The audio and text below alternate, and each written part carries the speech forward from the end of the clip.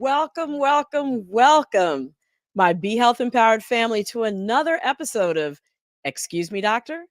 My name is Dr. Melissa Clark. Of course, please call me Dr. Mel. And we are delighted to be back here with you this week, doing what we do every week on Excuse Me, Doctor, which is bringing you the accurate health information that you need to make wise health choices, not just for yourself, not just for your family, but even for your community. So thanks for tuning on whatever platform you're catching us on. If it's your first time joining us and you're a newbie, please go ahead and hit that subscribe button. If you're catching us on YouTube and if you're on Facebook with us, please hit that like button. We really, really appreciate you for it. And of course, we are here to get your questions answered. So please remember, as things pop up that we talk about during the show, go ahead and put your comment, put your question in the chat. We are going to get to it. And so now, in order to do what we do and have an amazing week in health, I have to welcome my co-host, Mr. Wayne Bruce. Hey, Wayne. I'm here. I'm running behind. I'm sorry. Hey, I'm but sorry. you're here. But you're I'm here. sorry, but And I'm of here. course, we are notably missing Lila tonight, but We are. she assures us she will be back very soon. But so all y'all Lila fans, just stay tuned. She'll be back. Yeah, Lila's going to come back, but in the meantime, she's empowered me to speak for her. So everything I say tonight, blame on Lila. Because it's not my fault. All righty then. It's not. Well, it was Father's Day yesterday. I want to make sure that we wish all the fathers a wonderful post-Father's Day. Make sure you catch our episode. We did a whole Father's Day episode last week, right? We did. Yeah. And depending on when you watch the show, it could have been last month, but we did a whole Father's Day episode. So this is true. But catch it, go back, catch. It was incredible. It was about men's mental health, how we can break generational trauma and support men and even being better fathers. So yeah. incredible episode. We can always learn something. And I want to salute Lila said, I have not empowered Wayne to speak for me. Lila, please don't. I don't know what's gotten into her. Disclaimer in the chat. The comments made by Wayne Bruce tonight in no way represent Lila Mays. They have to. They have to represent. I mean, Lila, come on, man. Why are you going to embarrass me on Well, it's even more important because we're shifting gears from talking about the brothers, which we did last week, to this week talking about the sisters and focusing on women. Because our guest tonight, her mission is all about empowering women to take charge of their health. Her name is Dr. Sharon Malone. She's written a book. We're going to hear all about it later. She's incredible. She's incredible. It's going to be a great episode. Y'all have to, phone a friend, text a friend, email a friend, DM a friend, I am a friend, whatever you got to do, get them to tune in right now because we are going to be having some grown woman talk when it comes to health. And I will be in my grown woman mindset. Channeling Lila, right? I'll be in my grown woman. But see, here's where we get it twisted. Men need to be in these conversations. Yes. One, I mean, I was raised by women. Okay. Might seem different. I mean, I'm a little rough, but they were some rough women. But no, I'm raised by women. I'm around women. I care for women. So I think men as partners, right, need to have conversations to make sure that we have our partners here with us. If you in a male-female relationship, now we don't. And well, not just partners, but also fathers, uncles, grandfathers, sons, who are caregivers for their moms. I mean, hey. We need to know. You need to know. I was a caregiver for my mom. That's things you don't know about Wayne Bruce. Wow. Little known facts. I'm giving them And a to him wonderful slow, one at Dr. that. Mel. I have to give it to him slow, Dr. Mel. I They know. can't handle I know. this. Well, All right. Let's. on that note, let us go to the weekly recap because we got some really important things to share tonight. We do. Look, I'm excited. We had a whole episode with Dr. Virgie Ellison on medical debt and how to deal with it. So I'm excited. Y'all should go back and check it out. And so what's the news on medical debt, Dr. Mel? So this is the deal. There's a new proposed rule in the Biden administration coming from the Consumer Financial Protection Bureau. Okay. Mm-hmm. And what they're trying to do is ban the reporting of medical debt on credit reports so that lenders cannot use it against you. That would be huge. It's estimated that it might boost people's credit scores by more than 20 points.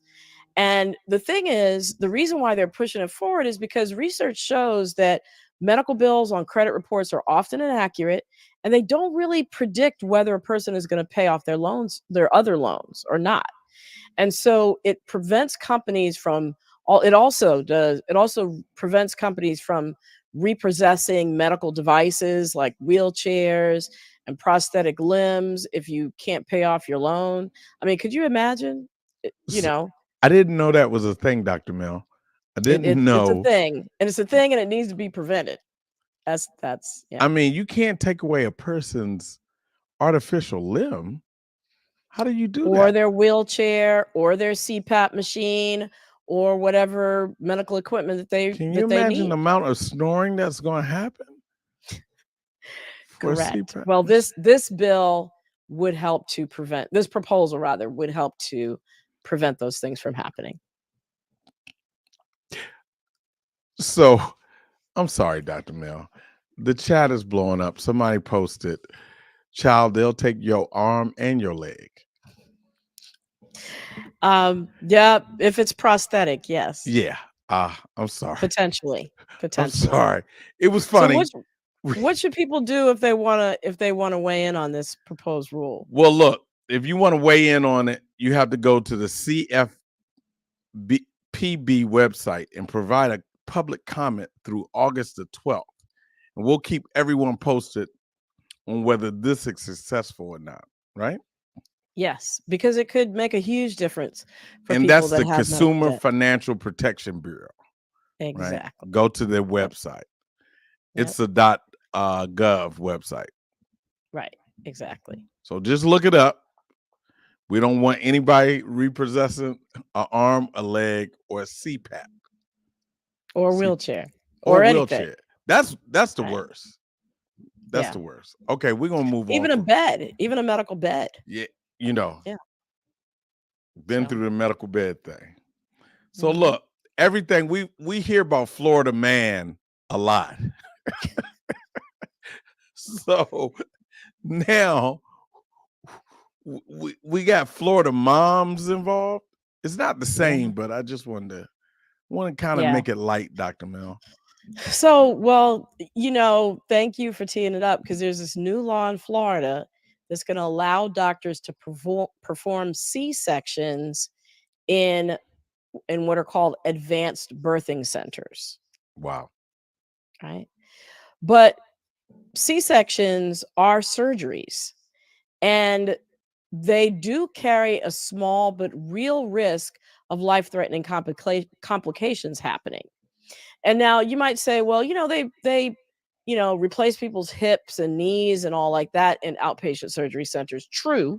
Right. But cesarean sections are a totally different thing. Any time you're talking about people giving birth, things can change on a dime, literally.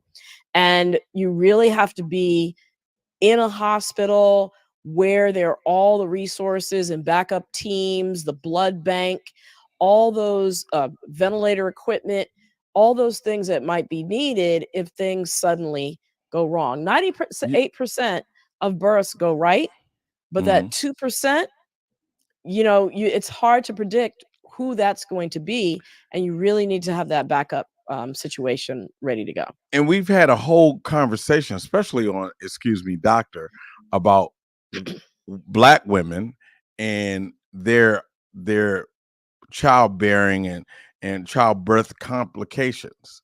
And in America, in the United States, it's worse than any other countries, right? Right. And yeah, those maternal health outcomes are worse, in America for everybody compared to peer nations.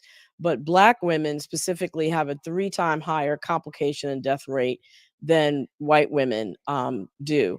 And Florida, specifically, where this Mm-hmm. bill has passed, got a grade of a D plus from Wow. a recent March of Dimes report because they have way too many sections and their infant Mhm. death rate is worse than the national anthem, national average, sorry. Um, and so, you know, it's really important, I think, to know if you're thinking about choosing one of these advanced birthing centers, how close is it to a hospital? What is their protocol? What is the time that it would take to transfer you? And I would actually, suggest that people avoid them altogether in terms of getting C-sections done there. Mhm. Fine if you're a healthy mom and you have a midwife and you're going to a midwife birthing center, especially if there are OBGYNs there, all that's great. But not getting surgery done there. Not a Wow. great idea. Wow. It sounds like we should just avoid these outpatient advanced birthing centers altogether. Correct. Yeah. Yes. So look, Absolutely. we're coming to the end of spring. We've had heat waves all over the place. Uh Pollen, ragweed, every kind of weed is out of control for the allergy people with allergies. So, Mhm. you know, the home is becoming like full of just toxins. You open your window, you don't know what you're breathing in. You close your window, you don't know what the air conditioning unit is putting in. 4 ways to detox your home, Dr. Mel. What do you have? So okay, so this is it. So your home can be the air quality in your home can be up to 5 times worse than the outdoor air quality, right? Um, And, we might have heard about, gas stoves making the air quality worse, but it's more than just that. There are chemicals in the products in our house, the paint, hair, mold, pollen, bacteria, viruses, insects, smoke and ash from burning candles and fireplace, animal fur and dander. I mean, the list goes on and on and on.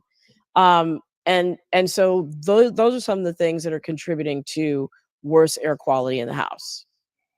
That can't be good for your health. What's the deal with the gas stoves? So with the gas stoves, they emit certain chemicals that it's really important to ventilate effectively and use your range hood, um, Mhm. blower to get some of um, those toxins out of your house because they're not great for people with asthma and other respiratory conditions. The poor air quality also affects people with heart disease, and it can be associated with worsening heart disease, worsening cognitive defects, and even cancer. And So people that are most vulnerable are kids, older people, people in poorer health. The WHO estimates that almost 4 million people die every year from illnesses attributed to harmful indoor air quality. and I heard that the homes in poor neighborhoods are often exposed to higher levels of those pollutants, right? Yep. So how should we be spring cleaning? I mean, I've been leaving my shoes at the door so I don't track stuff through. You know, that's just my personal thing.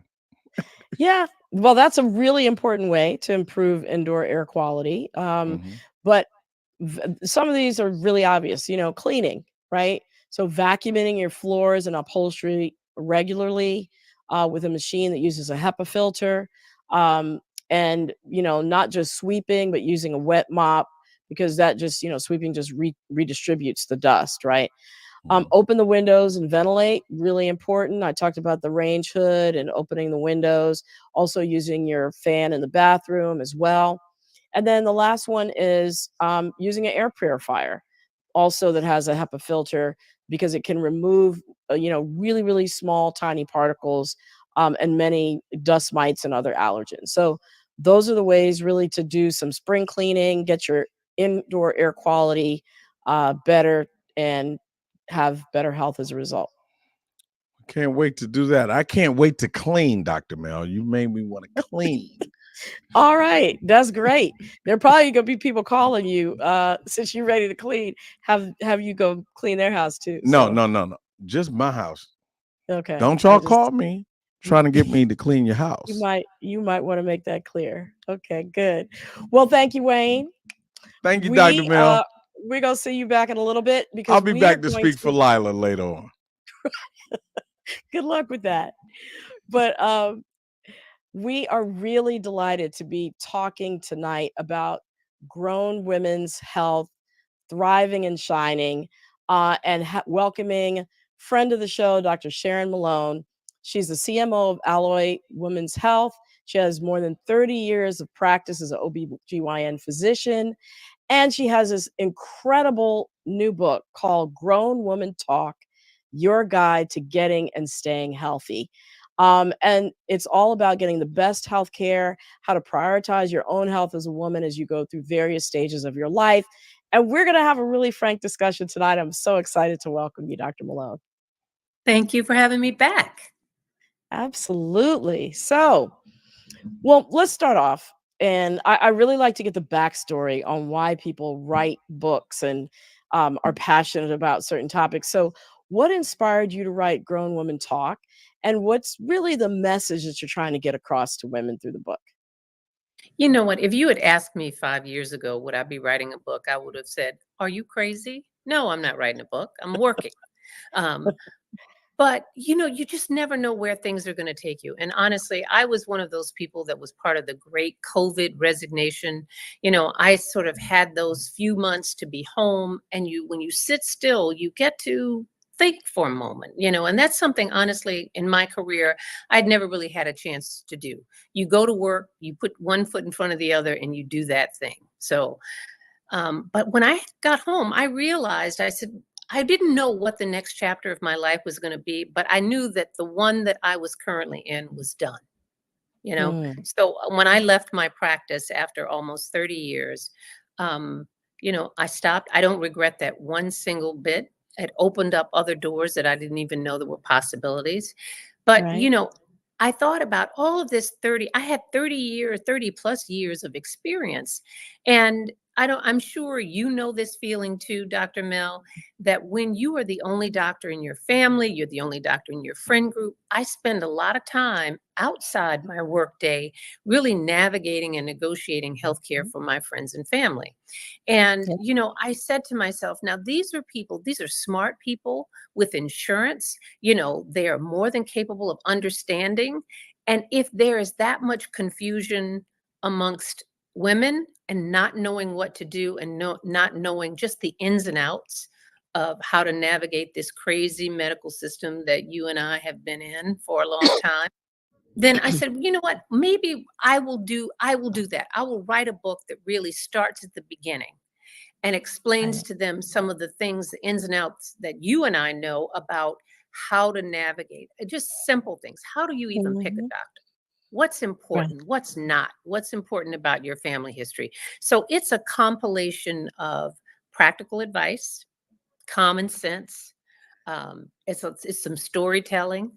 And I actually, when I was organizing the book, I thought about it this way. That book, What to Expect When You're Expecting, that everybody Mhm. has on their shelf. Yep. Well, Yep. I wanted this book to be what to expect if you expect to live beyond 40. You know, Mhm. what are the Okay. kinds of things? Because nobody Yes. tells you As this. a woman. Yeah. As a woman, nobody Yeah. tells you. And Exactly. so I said, well, I'm gonna tell you a few things. So it's such that when you go in to your doctor's office, you know how to be the best patient you can be, because you Mhm. have to know how to show up so you can get what you need to get from this interaction, Right. because they've changed dramatically Right. in the past Yeah. 20, 25 years.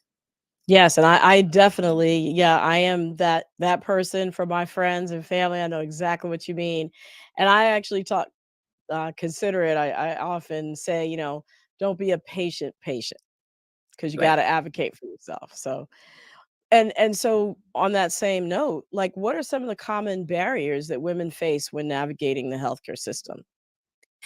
I think not coming into the situation with just the baseline level of knowledge, and again, just how the system works, Mhm. um, people don't really understand, there's this you would think that now that we have electronic medical records, well, it would not be an unreasonable assumption to think that we have an electronic medical record. Well, other doctors can access it. If I need my Mhm. records and I'm seeing another doctor, well, why doesn't my doctor just email my record over there? Why You know, not? Right. because if you have doctors that are not within the same healthcare system, if you are, Mhm. MedStar versus being in Johns Hopkins, those systems do not talk to each other. And so you show up as you go to your next doctor's appointment, or you've been in the emergency room and you go to see your doctor and you get there and you're like, well, why don't you have my records? People don't realize that that's really their responsibility to bring those records with them. And it's so much lost time and productivity, and patients are mad Mhm. and it's inefficient. And, we know the system as it stands right now is horribly inefficient. And when you add to that, we are living in a world where we don't have doctors that we're going to have for 25 or 30 years. I lived in one Mm. place here in DC, and I had patients that I saw through high school, college, childbirth, Right. and menopause, all of that, all sitting still in one place. But we live in a very much changed healthcare environment. You might Yeah. not, your doctor, you might change a job, you get new insurance. You might keep the same job and your employer will change the insurer. And Right. you have Right. to constantly get a new team of doctors. And if you don't have the luxury of having someone who knows you, then you have to say, what is the common denominator in all of these situations? Mhm. And the common denominator is you. So this is your opportunity to be your best caregiver. And you have to know Mhm. how to show up, and you have to know how to manage things. But this is the good news, because I think that women need to understand that this isn't gloom and doom. It's doable, but you need Yeah. to understand who's in charge. And it is not your Right. doctor anymore. You're in charge. And to be able to exercise all that newfound power that you've gotten, then you need to know what to do with it and how to exercise it. Right. And I also say too, one of the challenges I think as women too, especially if the dynamic is maybe perhaps with a male doctor, there's also that piece of making yourself be heard. So not Right. only having the attitude that you're in charge, but also making sure that your story gets heard and that you tell Right. it in a way that people can understand. Um, so effective communication with healthcare providers is really crucial.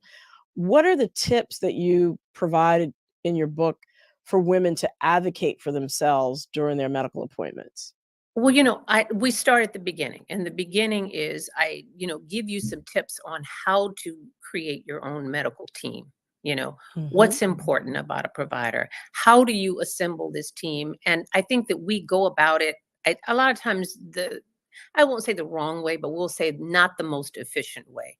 You say, Mhm. we talk to each other, we have word of mouth. We said, who do you go to? You go to this doctor, you have this primary care doctor, but you want the best endocrinologist or the best cardiologist. And these doctors are often in different healthcare systems and don't talk to each other. They don't know Right. each other. And so it makes assembling your team problematic because, again, there's no communication from one doctor to the other like we used to do in the old days. You just pick up the phone and call somebody. That doesn't happen anymore. Yeah. So, it's just simple things like, and I use this adage a lot. I said, don't let the perfect get in the way of the good. Sometimes you need a good primary care doctor. Let them refer you to the endocrinologist or the cardiologist that Mhm. they know, because that's going to be much more effective for you if the doctors are talking to people that they know and people who Right. are within the same healthcare system. So, and that is also important because you will save some money and some time because Mhm. you're not have doctors that are outside of your network. because that's a very expensive proposition for most people to go out of network for. And sometimes you have to. But if you do, make sure that you're going out of network for a very good reason, not just because you were picking a particular doctor. Because, we pay too much for our healthcare right now. And to have paid for your insurance and then have to pay again is, is problematic for most people. So I talk about stuff like that. I talk about, the things that you have to know about yourself, the things that you need to amass about your medical history. And there are so many times when people don't even know their own history. It's like, oh, you had surgery. Well, what did they do? Oh, well, I think I had an ovary out. Which one, the right or left? I don't know. It's that kind of thing where we have really paid attention because, again, the assumption is, well, my doctor knows. It's in the record, in the chart. And that's sort of not how we can navigate now. And the other thing that I talk about that I think is really important is to tell patients how to be a good storyteller, because you don't think about it necessarily, but every time you're in front of a doctor, be it in the emergency room or be it in a doctor's office somewhere, you are telling your story. So you've got to be really clear about what your story is, because that's the only way that they're going to be able to put the pieces together and sort of craft an outcome that's going to be best for you. If you're telling a disjointed story that's inaccurate, then you're not going to get your best results. So that's why I said doing a little bit of homework on the front end. So you know what medications you're on, what dose, how long you've been on them, what surgeries you've had and what your family history is. And that's all, like I said, you don't think about it because we have lived in a world where you thought that was your doctor's job to keep your history. And I'm telling you, it's your job to keep your history. Right. And it's even if you have to gather up all your pill bottles, you don't have to keep everything in your head. Gather up all your pill bottles, or as you have symptoms, write them down. Take an hour or so before you get to the doctor's appointment, write everything down so that, you have it all straight. And also, we have these patient portals where we can go back a little ways and find out our medicines and the surgeries we had. So now we do thankfully have some ways to help keep that straight. Right. Your book covers a bunch of topics, but one of my ones that I know people are going to want to hear about is chapter 5, which is entitled Control, which, I got to shout out to Janet Jackson. So it talks about taming the triple threat: chronic stress, weight gain, and diabetes. And one of the main points you make is how we handle chronic stress and how that relates to our overall health, our weight, and our risk of major diseases like diabetes. So can you talk a little bit more about the connection between how we're handling chronic stress, and how we can better do that? Right. Well, the reason I lumped those all together because, and for those viewers who don't really know how the book is organized, I talk about the logistics in the front part of the book. And then as I get into the midsection, I talk about, as I said, this is going to be your guide for what to look out when you turn, 40 and above. So we talk about cardiovascular disease. We talk about the triple threat, which is chronic stress, diabetes, and weight gain. And the reason why I put those three things together is because they're all interrelated. Chronic stress is something that is very, very deleterious to your health, because we don't really think about it that way. But we know, how there's certain things that it, but you don't know why you know it, because a lot of things that I tell in this book are their family stories, because I've got much older brothers and sisters, and my mother was certainly of 2 generations beyond me. And you think about the language that we use, and we say things like, she worried herself to death, or someone, or she's worried sick. Right. Sick with worry. Yep. You know that. And you know that it's possible that what your stress level in your life has an effect, not just on your mental health, but it has it on your physical health. And the thing about chronic stress, which makes it so terrible for you physically and emotionally, is because you are constantly activating all the systems in your body that would, be helpful in a situation if you're trying to run from a burning building, but they're not helpful when you're just sitting at your desk every day. You're chronically activated. That means your blood pressure's up. That means your insulin level is up. That means you are just walking around constantly in that state, which is not good for you. And chronic stress, and this is something that I write specifically about Black women. There's a study called the Study of Women Across the Nation, and they just sort of 25 years followed a group of women from premenopause, perimenopause, and through menopause, and just asking questions, what is your life like? And then we, do some measurements along the way. And what they find is that Black women have more objective findings of chronic stress, sleeplessness, weight gain, hypertension, but the cortisol levels, maybe. Yeah, cortisol levels are up. And the funny thing about it is that, but when you ask them subjectively, are you stressed, or how is your sleep? Their answers are no, I'm good. And here's the problem, right? We have gotten used to we normalize that's how we feel, and all these feeling things. Bad is normal. Feeling bad is normal. Feeling bad is what's supposed to happen as you get older. I'm tired.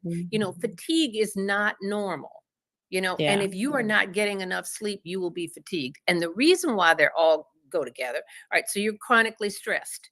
Whatever you're worrying about, be it financial worries, be it about your children, your marriage, your job, life throws a lot of things at you.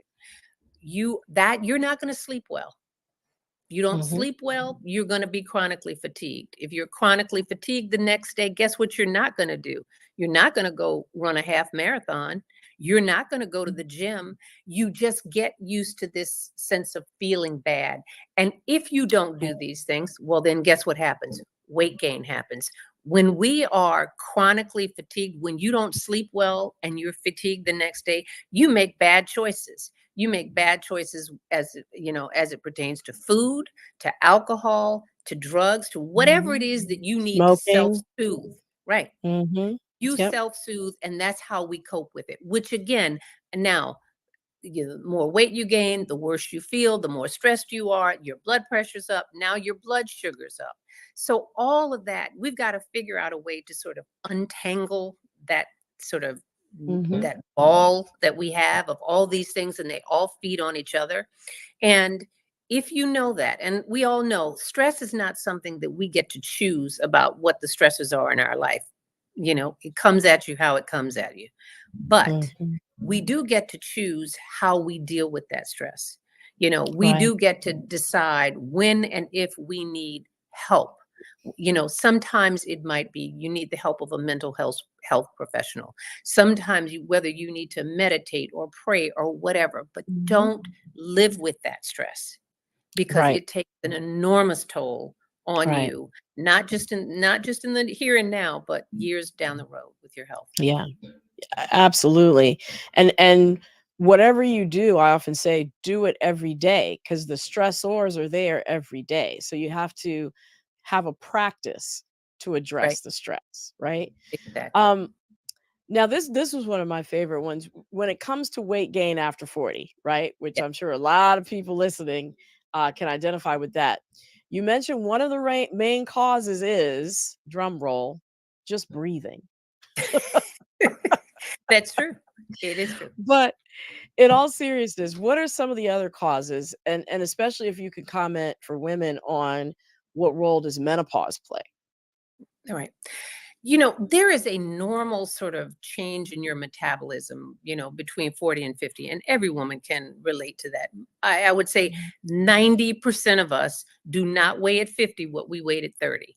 Now, did you drastically change your eating habits? Probably not. So there is sort of a natural slowdown in your metabolism as you age that just comes with the territory. It's worse in that decade between about 40 and 50, because that is when most women are also transitioning with menopause. So you're going from being perimenopausal, which is that for Black women can be as early as a decade before you've had your last period. So for women who are thinking, oh, menopause, that comes in my 50s. No, well, the symptoms and all of the sort of metabolic changes and hormonal changes actually will start in your early 40s for most women, and sometimes even in your late 30s. So menopause has this effect. For those who say, as your hormones change, again, it gets back to this sleeplessness, because if you're having lots of hot flashes and night sweats, you can't sleep. And remember, I told you that increases your stress level, cortisol level, makes you insulin levels, makes you hungry. And then again, you're sort of into that cycle. So in addition to whatever just normal aging changes that will happen, then you add to this menopause and sleeplessness and stress factors, and you eat more, exercise less, you're going to gain weight. So in that decade between about 40 and 50, women will gain, if you're good, 10 to 15 pounds. If not so good, it can be 20. I've seen it be just dramatic. 20 to 40. Yeah. Yeah. And so should we be using or considering hormonal therapy in menopause for that reason? I think that we should be considering hormonal therapy, not just for the weight gain, because there's that, but I wouldn't recommend it for that purpose. But I would recommend it, we back up a couple of phases, because as I said, what is the problem? If the hot flashes are causing the problem and they're making you wake up at night, be fatigued, then yes, let's treat those hot flashes, because there is no good side. There's no upside of not treating them. And that's the one thing that I really want women to understand. You treat them because even if, let's just say you are one of those lucky 5% of people that can make it through 40 and 50 without gaining any weight whatsoever, what menopause does for you as you make this transition, your body composition changes. So even though you might be weight neutral, you know what happens? You lose muscle and gain fat. And every woman can understand this, because you gain, and when you gain that fat, you gain it in your midsection. That is what these hormones can do for you in terms of how it wreaks havoc on your weight. And we all know that gaining weight around your midsection also puts you at risk for cardiovascular disease and type 2 diabetes. So yes, when I say, the one thing that the message that I want to get across to women, and to Black women in particular, is that if you are symptomatic, you should take hormones if you do not have the contraindications for them. And there are few. And what are If you those? don't have cancer, if you don't have breast cancer or uterine cancer, which are estrogen dependent cancers, those are the only two that are contraindicated. If you personally have not had a heart attack or stroke, if you don't have active liver disease, or you've not had a blood clot, a pulmonary embolus in that case, those are the only times that you can't. For everyone else, it is a discussion, and that should be on the table. And having a family history of breast cancer is not a contraindication. More people take themselves out of that conversation because they think they can't have it.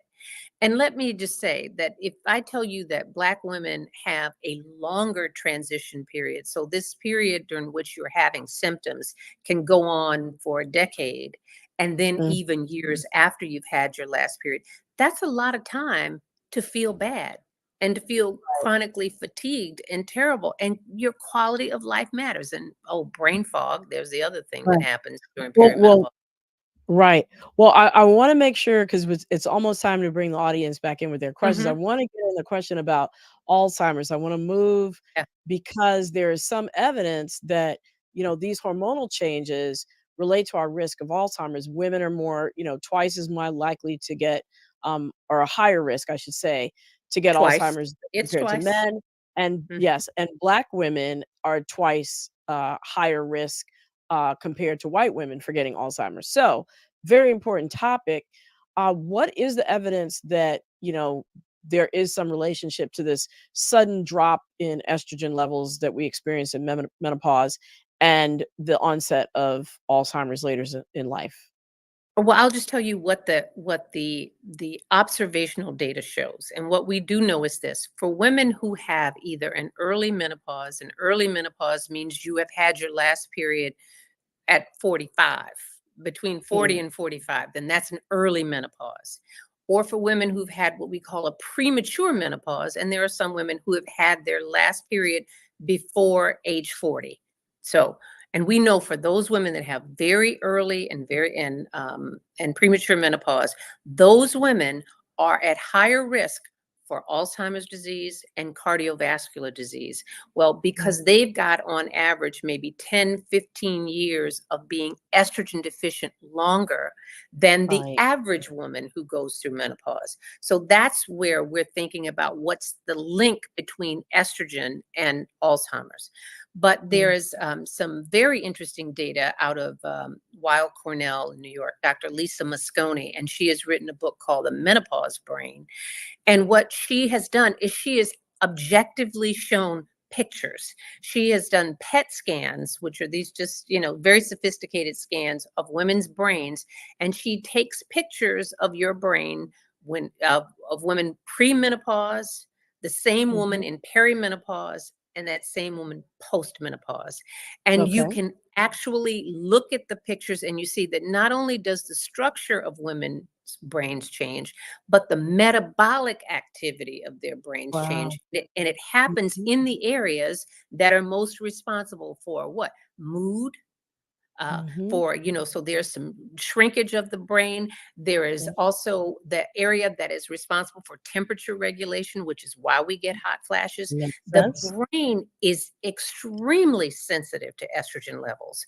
And that's something that we think of estrogen as being just a below the waist hormone. No, it affects every organ in women's bodies: skin, hair, your metabolism, sexual function, and most importantly, your brain. And if you have a brain that really is starved of estrogen, it physically looks different as you go through those phases of life. And that's why we think that there is that link between lack of estrogen and combine that with the fact that women who have early menopause tend to have a higher risk of developing Alzheimer's as they age. Wow.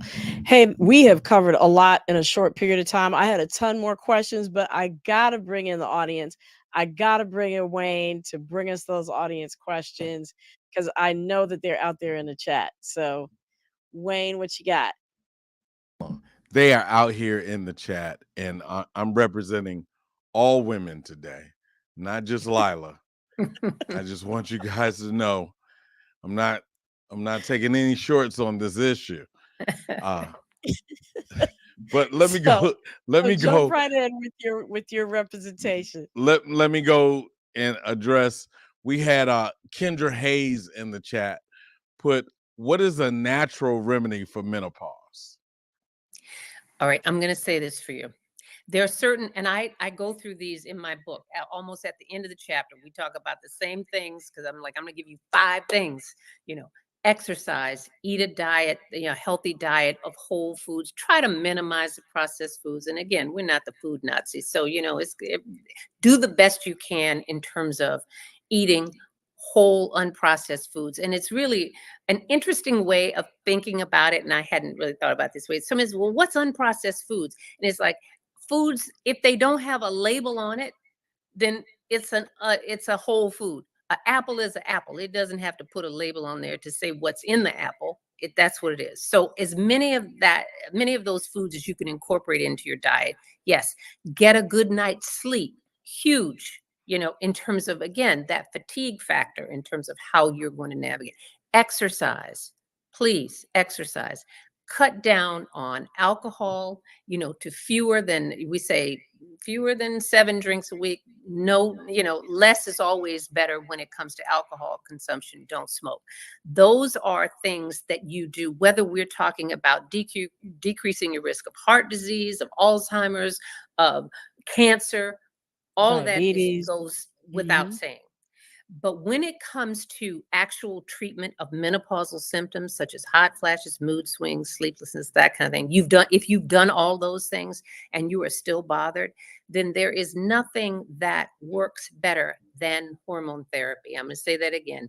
Nothing is more effective than hormone therapy. And that's what I think is confusing for a lot of women, because the marketplace has really awakened and they found out, wow, menopausal women are looking for stuff, because we're miserable, right? And there are a lot of people out there that will sell you a lot of stuff, supplements, herbs, vitamins, voodoo charms, all that kind of stuff. And they're just taking your money because there is really very, very little data on these quote unquote natural supplements that are out there. So I say buyer beware on those. Yeah, take a multivitamin, take some calcium, but they are not treating. You should not take supplements with the thought that you are treating your symptoms. That's for hormone therapy. Okay. That's a great answer. We have another question from Therese Page. Do menopause meds cause cancer?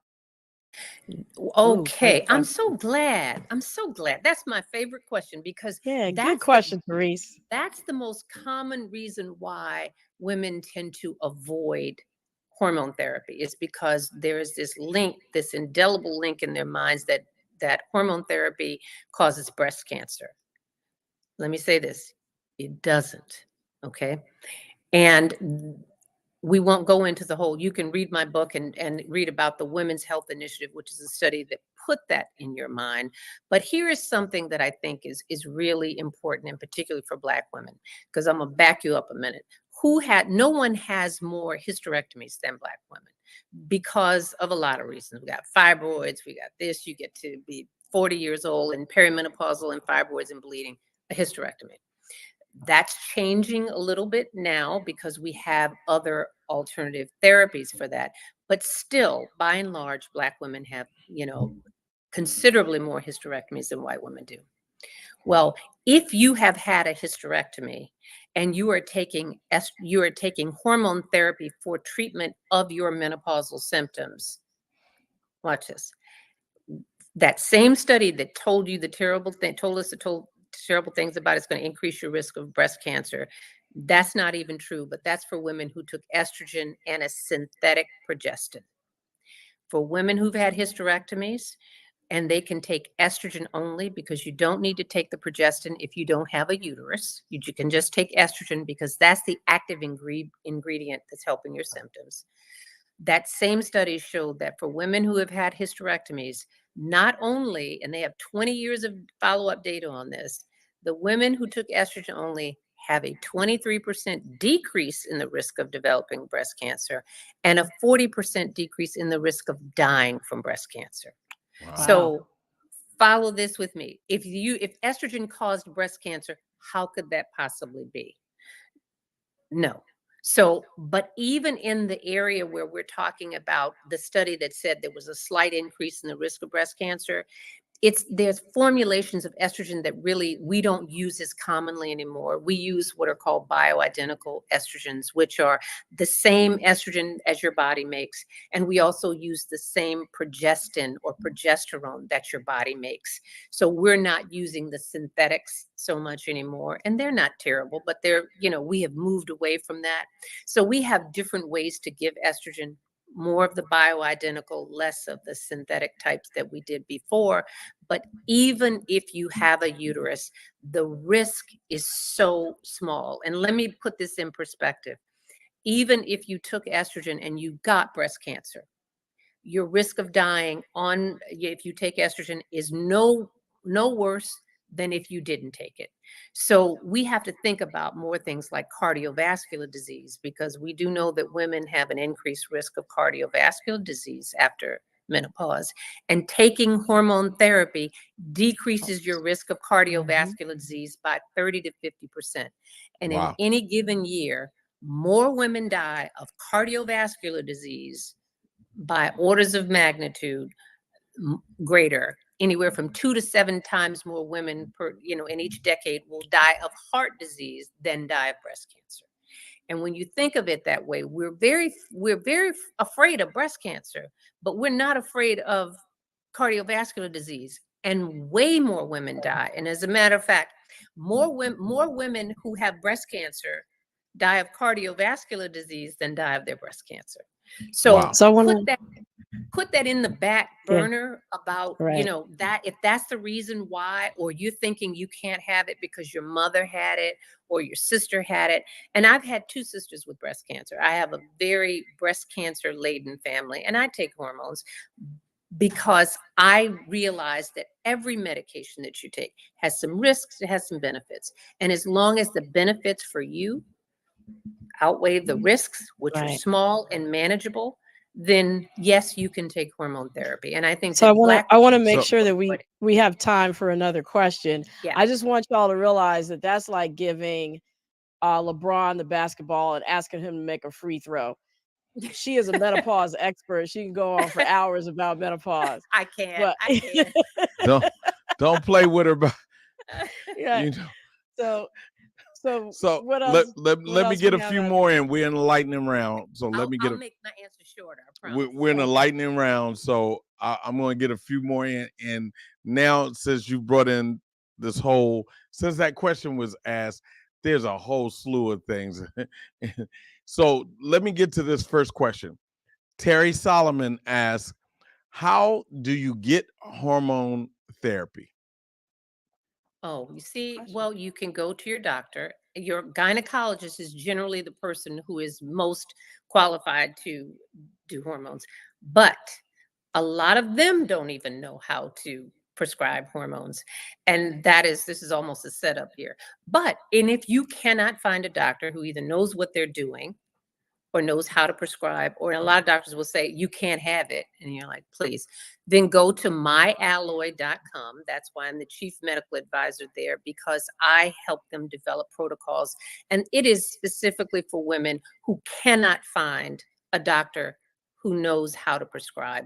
Or there are so many doctors that will actively waive you off hormones. That just tells you that they haven't read anything in 20 years. Wow. There you have it, folks. So next question comes from our West Coast producer. We don't want to leave her out. Rhoda Lawrence asks, is there a link between hypoactive thyroid and cardiovascular disease? I don't know, Dr. Mel, is there? Yes, Probably. yeah. So with low thyroid, especially if it goes untreated, you're at risk for heart failure as well as potential heart attacks or what you've heard cardiovascular disease.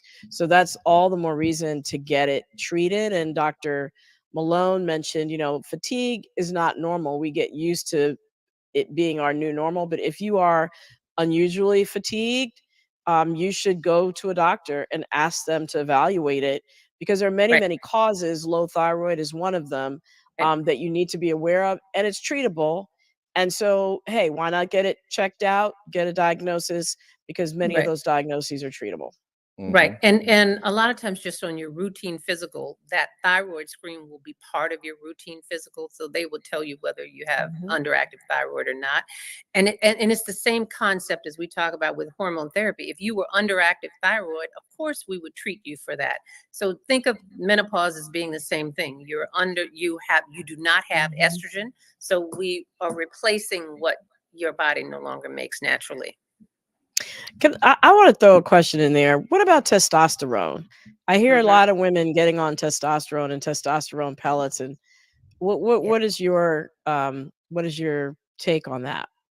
I think that there is there's a lot of evidence and data out there. Again, observational, no studies, because there is no FDA approved preparation for testosterone for women in this country.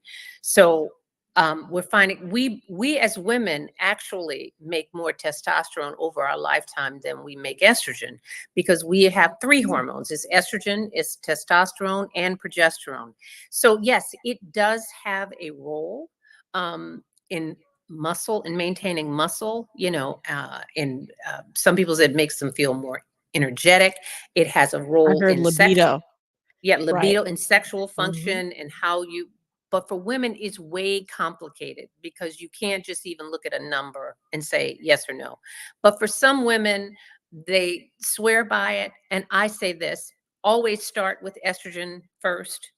And then if you are still having problems, and particularly libido related, then add testosterone. I'm not a fan of pellets. And the reason why I'm not a fan of pellets, because you can get testosterone. That's one of the few things that really has to be compounded for women, because there is no preparation for us. You can use the preparations that are for men, but you have to titrate it. You can only have, our dose is 1/10 of that men have. And that's hard to do when you're trying to mete out a little bit of, a male preparation. So sometimes you might have to get that compounded for women. Okay. But got it. Thank you. But the pellets, no, because you don't know, somebody's making that pellet up and you don't really know what's in it. Your pellet is only as good as the compounder you got it from. So if you put a pellet in, can't take it back. Sorry. So if you're growing whiskers and and your voice is deep, can't get that pellet out of there. But at the very least, if you're using a cream or something like that, you can just stop. Yeah, You can, stop. yeah, you can wipe it off. I think we have a second viral moment from Dr. Malone. First, if you're growing whiskers, you can't take that pellet out. Can't take that pellet out. If you're ready take it back. join the temptations, if you need to be in Mel's there you go. position, Here we go. So not Dr. Mel. We're talking about temptation Mel. Right. You singing in that part of the choir. Oh, what a white Christmas. Anyway, but so got a few more. We're enlightening around. I don't want to take up time. Somebody asked in the chat that where is it? Bioidentical isn't synthetic, and that's a question. Okay, yes. All hormones are synthetic. And let me just say what that means. It just means it's man-made. There is no natural source that we can go to and pluck out some estrogen. You can get it out of pregnant women's urine, which is what they used to do. I don't recommend it. Okay. So we make it. All it means, bioidentical means that if you just drew it on a chalkboard, it would have the exact same chemical structure as what your bodies make, but it's made. There's only one natural source that comes from nature, and that's Premarin. And guess where that comes from? Pregnant mare's urine. It is not bioidentical, but it is most certainly natural. And once women realize that that's where Premarin comes from, they kind of go, no, thank you. I'll take the man-made version. Okay. I wish we had like 2 hours for this, and I could immerse myself in trying to help along this conversation, but we're out of time, Dr. Mel. Wow.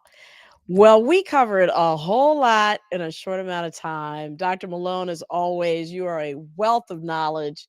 Thanks so much for sharing with us.